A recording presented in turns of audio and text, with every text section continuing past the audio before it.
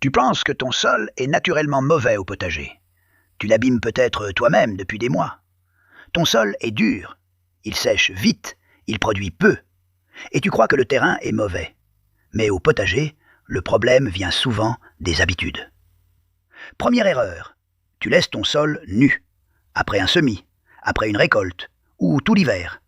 Et un sol nu, ça se fatigue vite. La pluie tape directement, le soleil chauffe trop, la surface se ferme, et la vie du sol diminue.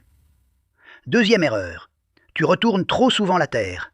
Tu crois l'améliorer, mais tu déranges toute l'activité naturelle.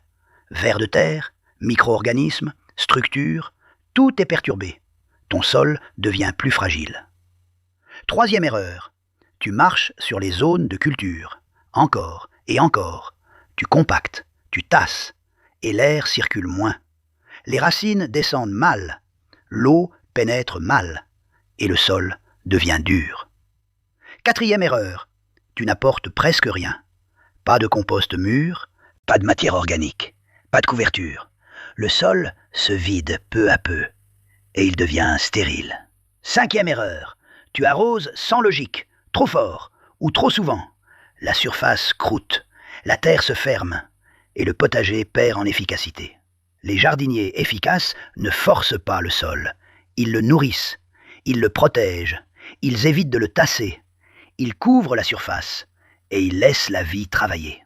Un bon sol, ce n'est pas un miracle, c'est le résultat d'habitudes justes. Au potager, si ton sol devient vivant, tout devient plus simple.